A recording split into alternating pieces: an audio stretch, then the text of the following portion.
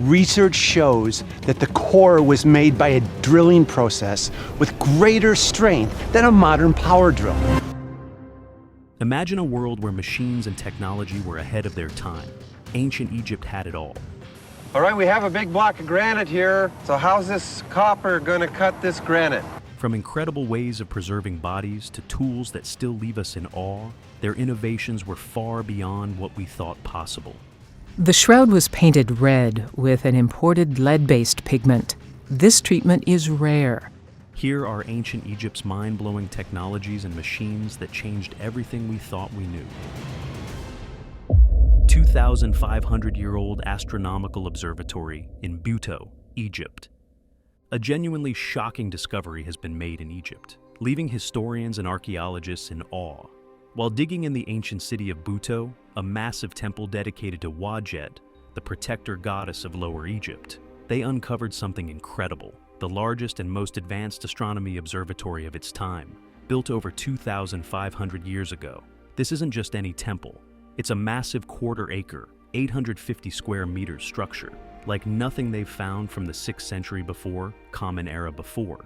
I mean, can you even imagine? A whole observatory used to track the sun and stars. The Temple of Buto is a significant site. It wasn't just used for religious purposes. It was at the heart of astronomical study when Egypt was experiencing political change and foreign rulers took the throne. This was an unstable period in Egypt's history, but the astronomers of the time kept their eyes on the skies, seeking to unlock the mysteries of the sun and the stars. They used the observatory to record and observe these movements, which were both practically and spiritually significant. What makes this discovery even more mind-blowing is the range of tools and features they found inside. Among the items discovered, a sloping stone sundial stood out, used to measure time based on the sun's position. The temple was built to face east, right toward the direction of the rising sun. Archaeologists found 3 stone blocks inside the building that were used to measure the sun's location. Then, 5 large limestone blocks were placed on long slabs with lines that measured the sun's rays and how they changed throughout the day. These tools show how advanced the Egyptians were in their understanding of astronomy. But it doesn't end there. Archaeologists also uncovered a possible observatory tower and a stone platform with inscriptions on sunrises and sunsets. The walls were decorated with images of gods linked to the sky, such as Horus, the falcon-headed god whose eyes symbolize the sun and moon. These findings only add to the mystery of the temple and its role in ancient Egyptian society. As the excavations continued, the team uncovered more about how the ancient Egyptians performed astronomy. And trust me, this discovery is just the tip of the iceberg. It's a fascinating glimpse into a lost era, but the next find will blow your mind even more. But first, make sure to like and subscribe to the channel. Ancient Egyptian shipbuilding technology. The ancient Egyptians were shipbuilders way back in 3000 before Christ. They crafted hulls from wooden planks, but what caught my attention were the Abydos boats, a collection of 14 ships dug up in Abydos. These boats were unique, with their planks sewn together, using woven straps and reeds or grass packed between the planks to seal the gaps. These boats were found near a burial site for Pharaoh Khafre Khemui, but get this, one of the boats dates back to around 3000 before Christ, and some pottery suggests the boats are even older. But there's more. Ever heard of the Khufu boat?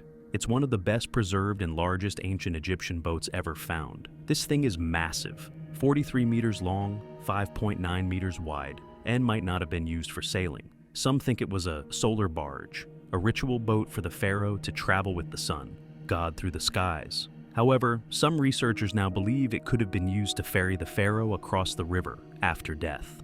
By the time we reach the Naqada Second period, around 3500 before Christ, Egyptians were already building boats with wooden planks. They were evolving their design from flat papyrus rafts to ships with a sickle-shaped hull. But here's the thing, we don't know much about their earliest shipbuilding methods. Still, we know boats played a massive role in Egypt's daily life, from transportation to military, religious ceremonies, and even fishing. And just when you think you've heard it all, a discovery in 2020 matched a description of an ancient Egyptian cargo ship, written by the historian Herodotus. The vessels found in Thonis Herakleion had the exact features Herodotus described: staggered planks, a rudder, and a unique design. Cylindrical Core 7. In ancient Egypt, there's a rock that doesn't quite add up to what we thought we knew. This rock, Core 7, is over 4,500 years old and was discovered near the Great Pyramids. It's not just any stone. This peculiar cylinder is scored with strange, perfectly spaced lines that look like grooves on a vinyl record. Found by British archaeologist Flinders Petrie in the late 19th century, it's now housed in the Petrie Museum in London. The real question is, how on earth did the ancient Egyptians carve such precise lines into solid granite, a rigid material that even modern tools struggle to work with? Consider this. The Egyptians had nothing close to today's high-tech equipment. They had copper, a relatively soft metal, and no tools that could make marks in granite like those we see on Core 7. The idea that they used diamond-tipped drills seems absurd. After all, diamond is the only material tough enough to cut through granite. So how did they do it? How could the ancient Egyptians have drilled through rock so precisely, like a modern power drill, when they had no power tools? A clue lies in the groove patterns themselves. These grooves are unlike anything you'd expect from a simple hand tool like a bow drill. When scientists look at Core 7's markings, they see evidence of a tool that must have spun rather than moved back and forth like a bow drill. And what's more, the spacing between each groove suggests that the drill had incredible force behind it, more than even the most potent modern drills can achieve. It's a mystery that goes deeper. Researchers found that the drilling technique used on Core 7 would have required far more power than anything the Egyptians had access to, based on the tools we know they had. So, could it be that the Egyptians were using technology far ahead of their time? Tools we've never found? Tools that may have been lost to history? As we dive deeper into the mystery, it becomes clear that Core 7 could be evidence of something even more significant. Something we can only guess at. Was there once an ancient civilization with advanced technology that we don't know about? What kind of tools carved through granite, tool modern drills powered by unknown forces? Even today, we can't fully explain it. The rock is like a puzzle carved in stone, with each groove raising more questions than answers. How did the Egyptians, with their limited tools, manage to create something so precise? Was it the Egyptians, or was there something more? What's your take on this? Share with us in the comments below. The Osirian. Let me take you on a journey to one of the most mysterious places in Egypt, the Osirian. This ancient temple, hidden behind the mortuary temple of Sidi the Vraos at Abydos, is a strange and puzzling structure. It's so mysterious, in fact, that even today Egyptologists are scratching their heads. To make things even more fascinating, Osirian is completely closed to the public. No one can walk through its eerie halls to read the rituals and funerary texts that were carved into its walls. But don't worry, there's still a way to glimpse it. From the back of Seti's temple, you can see the cenotaph, the empty tomb-like structure surrounded by water. It's a view that leaves you wondering, what was this place really for? At first, experts thought the Osirian was an old kingdom structure based on the massive granite blocks it was built with. But after further studies, it was clear that it was built much later, during the reign of Seti I. And now, it's often seen as a cenotaph for Osiris, the Egyptian god of the afterlife. Some even say it represents Seti himself, as Osiris. The design of the Osirian is unlike most other temples, with a central chamber surrounded by water to simulate an island. It's a long, 420-foot underground passage that reaches a thamber, which has 10 giant columns and a dummy sarcophagus at its center. This design is believed to be inspired by the tombs found in the Valley of the Kings. The temple was discovered by two famous archaeologists, Flinders Petrie and Margaret Murray, during their excavations in 1902 to 03. Petrie, a pioneer in Egyptology, had a knack for finding ancient treasures, while Murray, an expert in both archaeology and anthropology, was equally skilled. Together, they uncovered this strange temple, one that would become the subject of much debate. Some say it was built by Amenemhat III, as suggested by the Greek historian Strabo, who visited Abydos in the 1st century before Christ. One of the most curious features of the Osirian is the mysterious symbols inside, specifically the Flower of Life, a sacred geometric symbol found on one of the monoliths. This symbol, which the Egyptians took very seriously, can still be seen in some of their architecture and artwork today. It's believed to represent the building blocks of life, and it was so important that even the Greek philosopher Pythagoras studied it during his time in Egypt. The Osirian's massive rose granite pillars, some weighing up to 100 tons, were hauled all the way from Aswan. Even though it doesn't match the typical style of the New Kingdom, many scholars still credit Merimta with its creation. The reason the Osirion is built so low to the ground remains a mystery. Some believe Seti I chose this spot because the Osirion was already there, and he simply renovated it. This discovery is no doubt incredibly fascinating, but the next one will truly leave you in awe. Ancient Egyptian granite sawing technology.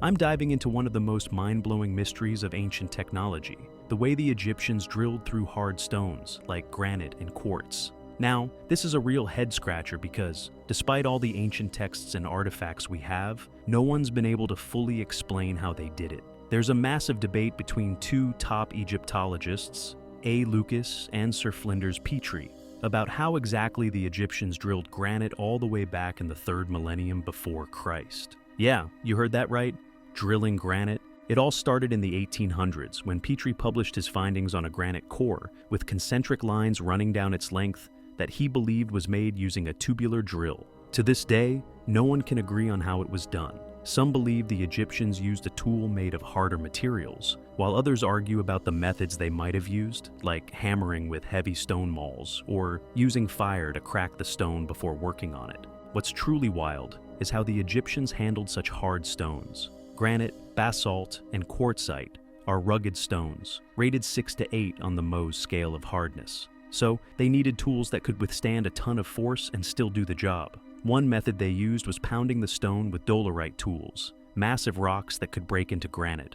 Another idea that keeps popping up is the use of fire to heat the stone and crack it open, making it easier to work with. They even might have used cold water to intensify the cracking effect. At the famous Aswan quarry, there's clear evidence that the Egyptians combined fire and pounding techniques. Dolerite pounders were found, and there were even traces of ash and coal, suggesting fire was part of the process too.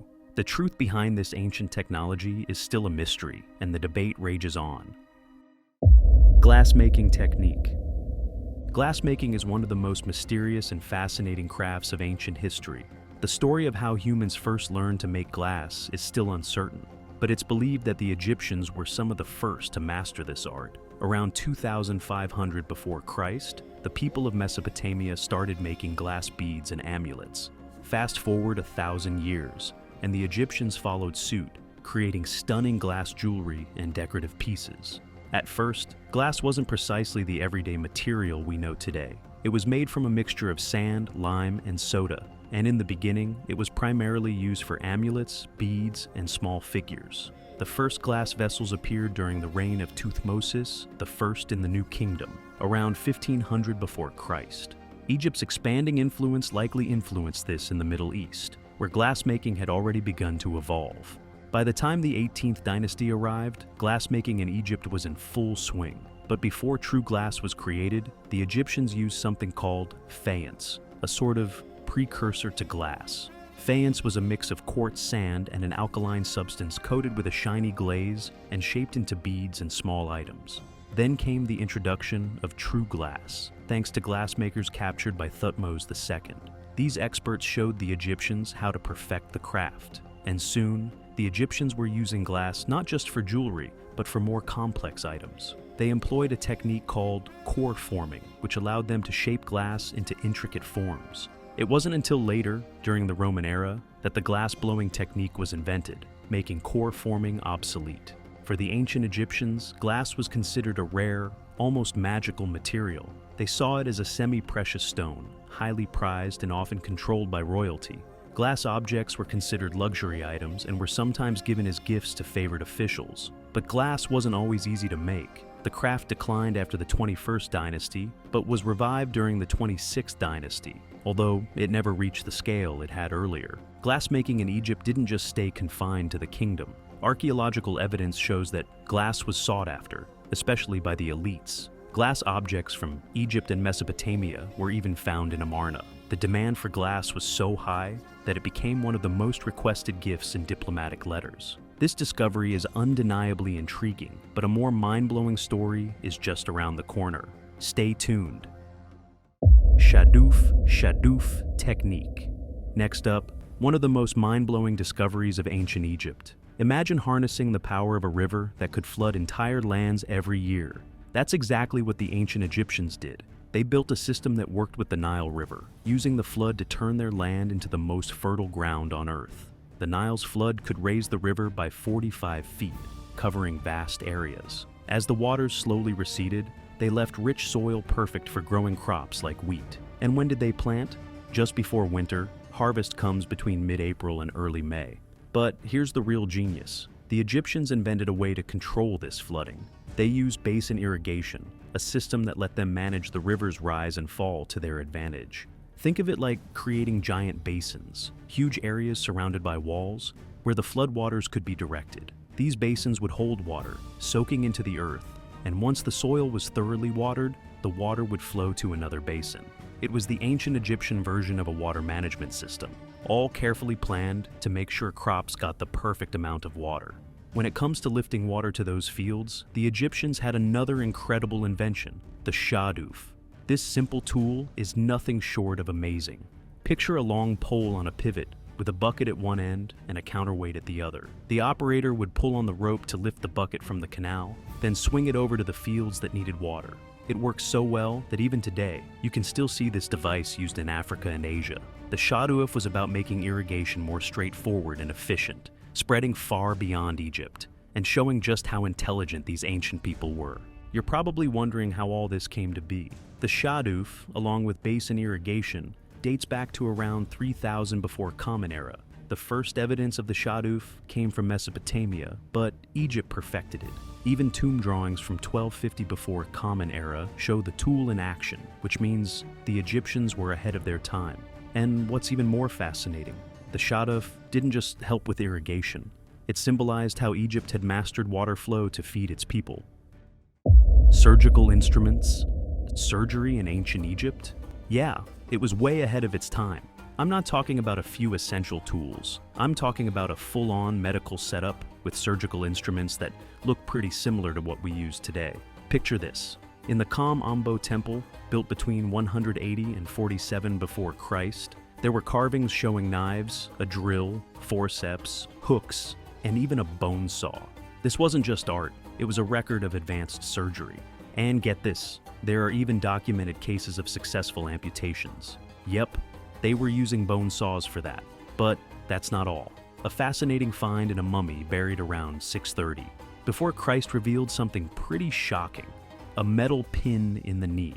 The radiographs showed that this pin was placed right at the time of death, giving us insight into how advanced their surgery was. I mean, who would have guessed they were practicing joint fixation so long ago? If you think this is cool, wait until I tell you about the earliest known prosthesis, a big toe made for a woman found in Thebes. Talk about an ancient breakthrough. The Egyptians didn't just mess around with bones, they had a deep understanding of human anatomy. They knew how the heart worked and how blood vessels were connected. Even cerebrospinal fluid wasn't a mystery to them. Sure, they had some misconceptions, like thinking the heart was responsible for all the body's fluids, including urine and tears, but they were onto something big. They even knew how to treat wounds, break bones, and dislocate joints. For fractures, they used a plaster made of linen soaked in sticky material that would harden. They treated dislocated shoulders like we do today with the Coker method, and the tools they used, scalpels, forceps, scissors, just like ours. They could even perform circumcisions and had techniques for fixing hernias. But the story doesn't stop there. The Egyptians weren't just about physical health. They also understood the mind. They had practices for mental health, like writing down worries in letters to dead relatives. And they had specialists who could interpret dreams. This knowledge was documented in medical papyri, the ancient Egyptian equivalent of textbooks. These papyri describe diseases, treatments, and even magical spells they believed could help heal. The papyri that survive today are our key to unlocking their ancient medical practices. And I've got to tell you, it's mind-blowing. The next is the discovery I'm going to share with you. It's going to give shock to your brain even more. Hieroglyphic writing system. I've got to tell you about one of the most incredible breakthroughs in history, which unlocked the secrets of an entire civilization: Egyptian hieroglyphs. This writing system wasn't just a way to jot down things. Oh no, it was considered the words of God, and it was thought to hold magical powers. The Egyptians believed these symbols were divine. They weren't just used for ordinary stuff. They were carved on temple walls, tombs, and even jewelry. If you wanted some supernatural power, these symbols were your go-to. But here's the thing. Hieroglyphs weren't simple pictures. At first glance, you might think these symbols were cute drawings of animals, people, or objects. But no, they're much more complicated. They represented sounds like our letters do, but they also told you what a word meant. It's like seeing a picture of a man and realizing it's not just a picture, it's telling you what the word man sounds like and means in the context. Crazy, right? But how did we even know this? Well, it wasn't until Napoleon invaded Egypt in 1798 that the world got a peek into these treasures. A French captain named Pierre Bouchard found the Rosetta Stone in 1799, which had the exact text written in 3 scripts: Greek, Demotic, and hieroglyphic. This discovery was like finding a treasure chest, but the key came from a genius named Jean-François Champollion. Now, Champollion wasn't just some scholar. By age 16, this guy could read Latin, Greek, and 6 ancient languages. He was already way ahead of the game. When it came to cracking the hieroglyphs, he had a huge advantage. He understood Coptic, a later Egyptian form. Thanks to his expertise, Champollion figured out that these symbols weren't just pictures, they represented sounds and meanings too. And that's when the whole thing clicked. Hieroglyphs were not just pretty pictures, they were a full-blown system for writing. But there's more. The ancient Egyptians didn't just use hieroglyphs everywhere. They kept them for special occasions like royal tombs and temples. Regular folks didn't get to use these sacred symbols unless they were wealthy enough to afford someone who could carve them. They used other scripts like hieratic for everyday stuff. But let's not forget that the hieroglyphs were always reserved for the elite. Mummification technology. In ancient Egypt, how they preserved the body after death was mind-blowing. They believed that to live on in the afterlife, the body had to be kept intact, looking as lifelike as possible. Imagine this: your body carefully dried out, preserved, and wrapped in layers of linen, ready for eternity. And they did it with such skill. It's like technology from another world. First, the heart stayed inside the body because it was believed to be the center of knowledge and emotion. The brain, however, was discarded and removed through the nose with special tools. They didn't need it because they believed the heart was where all the wisdom and intelligence lived. After that, the organs, except the heart, were carefully removed. The lungs, liver, stomach, and intestines were placed in unique canopic jars. These jars were kept with the body to ensure the organs were cared for in the afterlife. The real magic happened with the drying process. They used natron, a salt found in desert lakes, to dry the body. This salt pulled out all the moisture, stopping the body from decaying. The body would stay in the nation for about 40 days. Then it would be washed off, and the body would be preserved. It was now a dry, almost mummified shell, not just any shell. They even filled in sunken areas of the body with linen to make it look more lifelike. And to top it off, false eyes were added to make it seem even more real. Then came the wrapping. Imagine being wrapped in hundreds of yards of linen. Each finger and toe was wrapped separately. Sometimes amulets were placed between the layers for protection. The body was then coated with resin, making it harder for decay to even think about getting through. The process was so detailed, it took a full 70 days to finish. Now, the tombs weren't empty either. Everything the person needed for the afterlife, from furniture to food lists, was placed in the tomb. Priests performed rituals, like the opening of the mouth, to help people use their senses in the afterlife. The mummy was placed in its coffin, sealed, and ready for the journey ahead. This practice was so incredible that it's still hard to believe such ancient methods preserved bodies for thousands of years. The technology and machines of ancient Egypt were far more advanced than we ever expected. They used methods to preserve the body that still baffle scientists today, showcasing skill and knowledge beyond their time. It's incredible to think that thousands of years ago, they had technology that could rival some of today's advancements. This glimpse into their world only makes us wonder what other secrets they left behind.